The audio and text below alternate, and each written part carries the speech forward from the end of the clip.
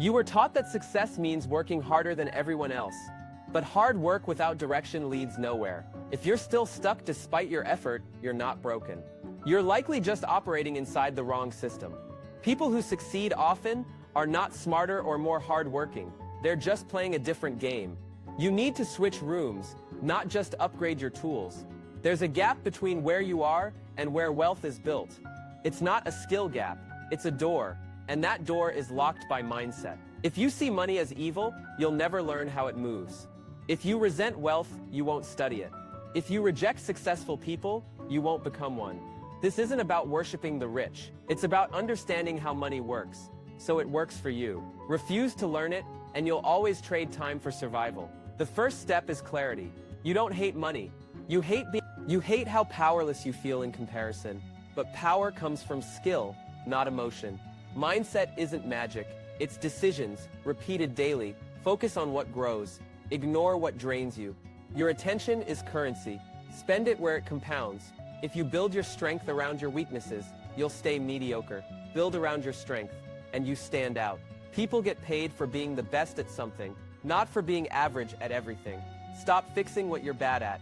Find what flows easily for you and double down. Examples: if you can explain ideas clearly, teach or present. If you love solving puzzles, go into systems or analysis. If you sell well, go into business or partnerships. Do not copy someone else's path. Find what works with your wiring, then build your life around that. The world does not reward balance, it rewards mastery. So master something, let others handle what you can't. That's how leverage begins. Some people try to be great at everything. They end up being great at nothing. You don't need to fix every flaw, you need to find someone whose strength covers your gap. This is how partnerships are built. In business, in life, in marriage. If you're a visionary but lack structure, find someone who thrives on systems. If you're an executor but hate planning, work with someone who sees the big picture. This is not weakness, it's strategy. Trying to be well-rounded will make you invisible. Specialization makes you irreplaceable. Think about how brands are built. You don't remember someone who's good at many things. You remember someone who dominates one thing. You become known by what you do best, not by what you kinda know, not by what you're improving on, by what you crush without effort. Turn that strength into your label. Be the one people think of when they need that skill. That's when leverage shows up. That's when your name pulls weight. But because your edge speaks for itself, if people can't explain what you do in one sentence, they'll forget you. So make it clear. Own your lane. Refuse distractions. Don't waste energy fixing your weaknesses when someone else can cover them. Focus is the shortcut. Reputation is built by consistency. Repetition turns your name into currency. Once you're known, you're trusted. Once you're trusted, you're paid. This is how real value scales. Not by doing more, but by... Think about what people already know you for. Not what you wish they saw. What they actually say. That's your current brand. Is it useful? Is it profitable? If not, change it. Rebuild it around your strength. Make it simple, make it visible, make it repeatable. You don't need everyone to know, you just need the right people to know. Once you find your strength, link it to what the world actually needs. Strength without demand is a hobby. Strength aligned with demand becomes income. And when you align it with a growing trend, it becomes wealth. Let's break it down. Before the year 2000, most people needed physical goods. They wanted bikes, fans, rice cookers, basic appliances. Factories made money because they produced what everyone lacked. If you sold physical goods, you were already ahead. Then came the second phase. Real estate.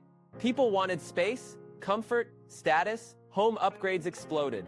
Developers, brokers, contractors, everyone in that phase is closing. Everyone already has enough things. What they want now is meaning, experience, status through lifestyle, not just objects. They crave emotion, not just utility. That's why the next wave is here. The rise of emotional and spiritual consumption, not just food or clothes, but stories, entertainment, self-worth, fitness, coaching, community. The things that touch the mind and soul. These are the new luxury goods, and they're often digital, delivered through screens, amplified by platforms. If your work isn't online yet, you're already late, but not too late to catch up, because this shift is still unfolding. Digital-first creators, online educators, remote consultants, live streamers. These are the new builders of wealth. not because it's trendy, but because attention now flows. Look at where people spend their time.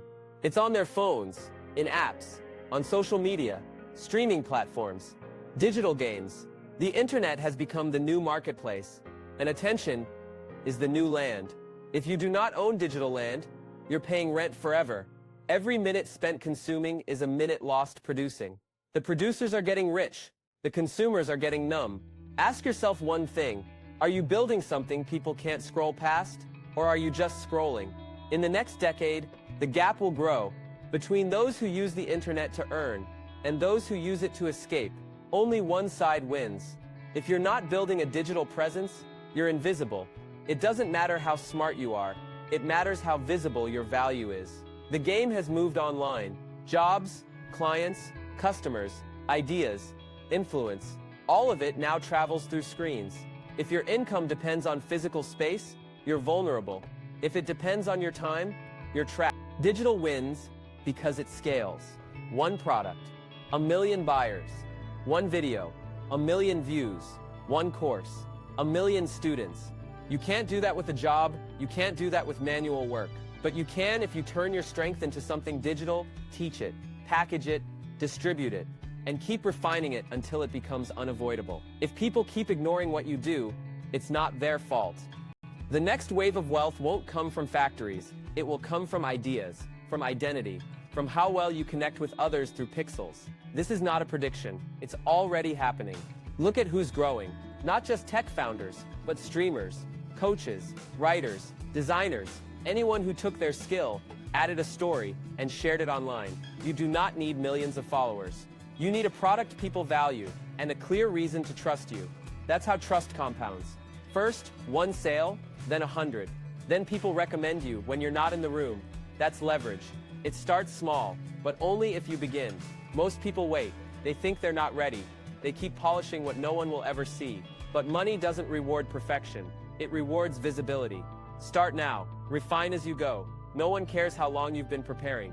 They care about what you can help them with today. You don't need fancy tools. You need clarity. What do you do that others avoid? What do you enjoy that others hate? These are clues. Follow them, then bring them online. Turn them into something useful, something clear, something worth paying for. Don't build noise. Build utility. Don't chase trends. Chase traction. If it works, double it. If it fails, learn fast. If you're still watching, it means you're serious about change. That already puts you ahead of most. Take what you learned today and act on it. Don't just think, build. Don't just plan, start. If this video helped you, give it a like, subscribe so you don't miss the next one, leave a comment and share your thoughts. And send this to someone you care about. You never know who needs to hear this. Good luck on your journey. You've got this. Feel free to explore the other videos on this channel.